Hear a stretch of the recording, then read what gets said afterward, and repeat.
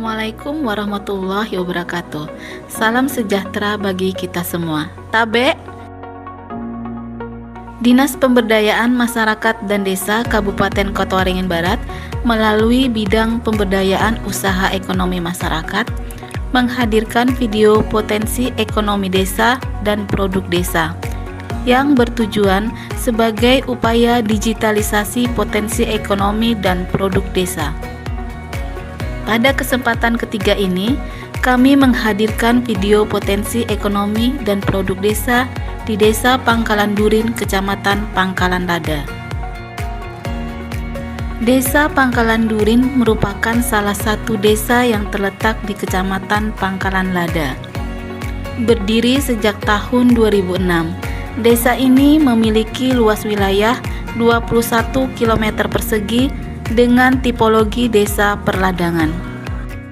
Adapun batas wilayah Desa Pangkalan Durin adalah sebelah utara Desa Sungai Rangit Jaya, sebelah timur Bumi Harjo, sebelah selatan Kecamatan Kumai, serta sebelah barat Desa Sumber Agung dan Desa Purbasari. Jarak Desa Pangkalan Durin dari ibu kota kabupaten atau kota Pangkalan Bun sekitar 23 km. Dengan jarak tempuh menggunakan kendaraan bermotor selama 35 menit.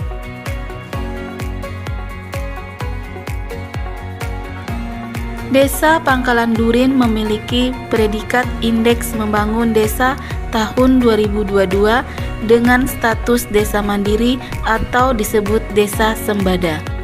Desa mandiri atau desa sembada diartikan sebagai desa yang memiliki kemampuan melaksanakan pembangunan desa untuk peningkatan kualitas hidup dan kehidupan sebesar-besarnya kesejahteraan masyarakat desa dengan ketahanan sosial, ketahanan ekonomi, dan ketahanan ekologi secara berkelanjutan. Penduduk Desa Pangkalan Durin berjumlah 1.927 orang dengan jumlah laki-laki 994 orang dan jumlah perempuan 933 orang.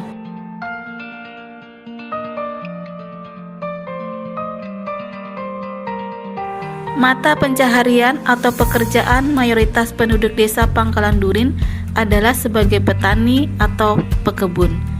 Sedangkan sisanya kebanyakan berprofesi sebagai wira swasta. Potensi ekonomi yang utama di Desa Pangkalan Durin adalah sektor perkebunan dengan luas areal perkebunan kelapa sawit 375 hektar, perkebunan karet 72 hektar, serta perkebunan kelapa 12 hektar. Selain itu juga, warga Desa Pangkalan Durin bercocok tanam diantaranya jagung, kacang-kacangan, ubi kayu, serta tanaman lainnya. Ada juga komoditas buah-buahan antara lain alpukat, rambutan, semangka, dan pisang. Di Desa Pangkalan Durin sendiri terdapat beberapa produk desa yang menjadi unggulan. Di antaranya pengolahan limbah serabut kelapa menjadi koko fiber dan kokopit. Koko fiber sendiri dapat diubah menjadi tali dan doormat, sedangkan kokopit menjadi media tanam dalam usaha pembibitan. Kegiatan pengolahan limbah serabut kelapa ini dilakukan oleh Bapak Ismail di Desa Pangkalan Durin yang memanfaatkan limbah dari perkebunan kelapa di sekitar desa untuk dijadikan koko fiber dan kokopit. Kegiatan ekonomi kreatif lainnya juga berhasil dikembangkan oleh Bapak Ismail, yaitu kerajinan sedotan dari tanaman purun yang dapat meminimalisir penggunaan limbah plastik dengan merek Purun Testrau. Di Desa Pangkalan Durin juga terdapat produksi batik yang dikelola oleh Bapak Padi Setiono dengan merek produksi Padi Mas Batik. Pengolahan kain khas Indonesia dengan teknik menulis atau menerangkan malam atau lilin pada kain dan kemudian diwarnai dibuat oleh Bapak Padi Setiono dengan hasil produksi batik yang disesuaikan dengan pesanan. Yang kebanyakan pesanan adalah motif batik asli Kabupaten Kota Waringin Barat.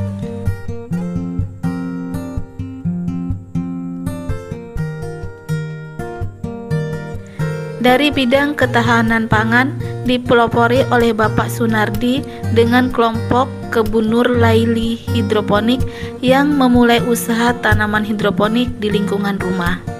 Hidroponik merupakan cara budidaya tanaman tanpa menggunakan media tanah, tetapi menggunakan larutan air yang mengandung nutrisi agar tumbuhan berkembang secara baik.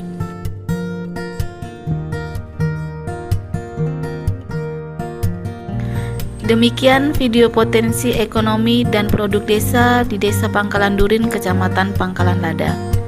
Mohon maaf apabila ada kekurangan dan kesalahan. Desa Pangkalan Durin banyak produk unggulan, warganya ramah dan kreatif.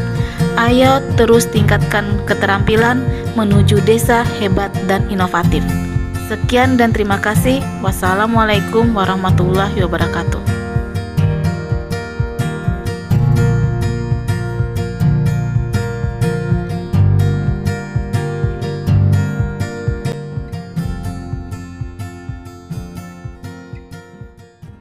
Bahan bakunya dari rumput liar namanya purun.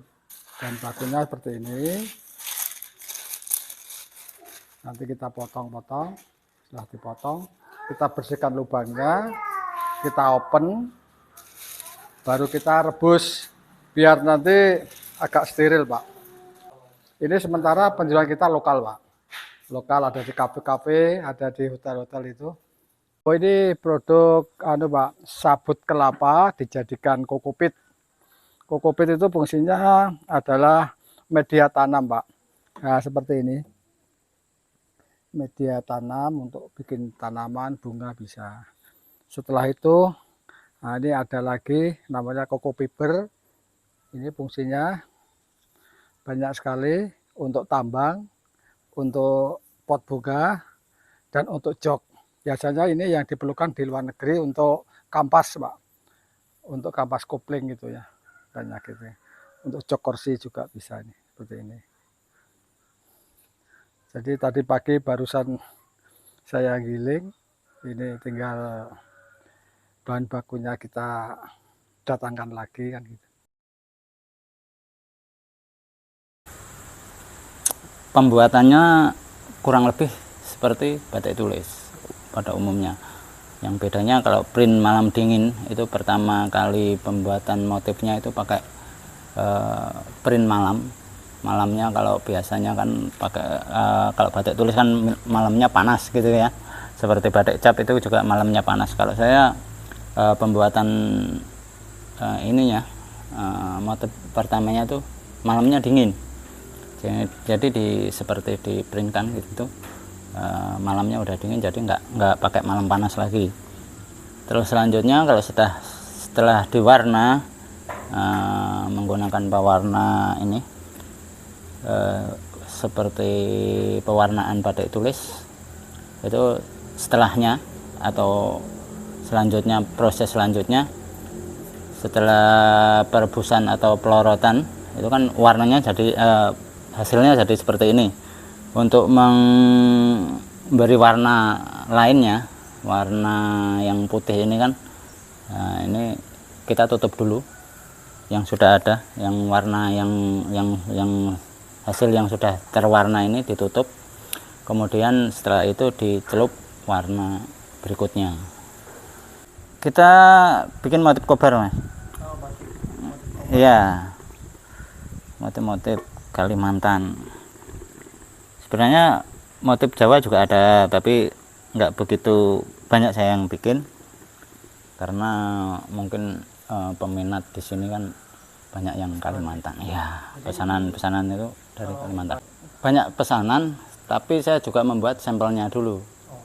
Jadi sampel-sampel dulu yang mungkin bisa menginspirasi mungkin orang-orang yang mau ini pilih motifnya. Kalau nggak ada motifnya kan susah. Tergantung cuaca juga sih, Mas. Soalnya kalau cuaca hujan mendung kayak gitu kan keringnya juga lama, nggak mesti juga. Tergantung kerumitannya juga. Pertanian hidroponik kami ini ya, produksi yang kami lakukan semenjak dari awal itu, pertama mulai dari belajar ya Mas. Dari belajar itu sawi yang mudah kan. Pertama sawi, kedua sawi sendok, selada. Selada alhamdulillah kami sudah bisa mencari ilmunya itu 8 selada, 8 macam selada. Tapi yang kami produksi sekarang ini anizel aja, anizel sama ini apa namanya, anizel, martina, sama bohemia. Tapi bohemia sudah nggak ada Mas. Dari pabriknya di Jawa sudah nggak ada. Tinggal anizel yang sama brava yang masih banyak di Pangandaran untuk wilayah kita ini. Yang kita perbanyak sawi sendok sama selada Mas, untuk konsumsi permintaan pasar lah wilayah Pangandaran untuk hidroponik. Selain itu juga ada seledri, tapi seledri kami baru mulai nyemai. Seledri, terus bawang pre habis karena medianya yang kosong. Karena kan kalau bawang pre itu jangkanya panjang. Jadi karena kami untuk ekonomi keluarga, jadi kami cari yang lebih cepat panennya ya. Sawi untuk hidroponik dibandingkan tanah selisih 10 hari Mas. Kalau untuk sawi biasa itu kami target 25 hari udah panen. Ini baru 23 hari udah panen, udah habis. Untuk sawi biasa, sawi sendok, sawi biasa 25 hari. Sebenarnya kalau untuk masa dari mulai semai dari nanam sampai sampai panen sebenarnya 30 hari rata-rata. Tapi 25 hari kalau ppm kita pas, pupuknya itu sudah bisa dipanen untuk sawi sama. Kalau untuk selada itu kita untuk sementara ini 2 macam yang kita produksi. Ini anizel. Ini yang rasanya terus perkembangannya lebih bagus. Kalau ini brava. Sebenarnya sama sih, cuman bedanya keritingnya ini. Dia lebih banyak keritingnya untuk untuk anizel. Kalau brava dia gelombangnya lebih besar. Kalau jangkanya sama, maksimal 40 hari. 40 hari, tapi kami nggak pernah nyampe. Karena baru 30 ini itu sebenarnya masih tanggal 21 panen itu. Yang dari nol. Dari depan itu botol aqua awalnya Covid itu. Karena dulu kami nggak petani. 5 tahun keluar dari Astar itu kan sembakonan. Allah belum ridhoi kan. Akhirnya 2 tahun keliling jualan es, pop es. Nah, ya kami mau merubah ekonomi kami, gimana ya kami bisa hidup dengan 3 anak ini tanpa minta bantuan pemerintah lah. Itu moto kami di keluarga kami. Alhamdulillah belajar dikasih ada tawaran botol aqua dari Korindo. Itu 2 pickup tak ambil sana. Tak lobangi 2 yang terus tak bentuk. Intinya untuk menarik aja di depan itu. Tak buat mobil-mobilan, terus model ada semua itu masih dokumennya yang tak buat model kayak gini nih. Nah, ini dulu yang depan itu. Tapi sudah nggak bisa dilihat. Nah, itulah awalnya orang tertarik. Cuman kesini ya kalau beli ada, cuman kebanyakan yang banyak orang selfie aja. Itu awal.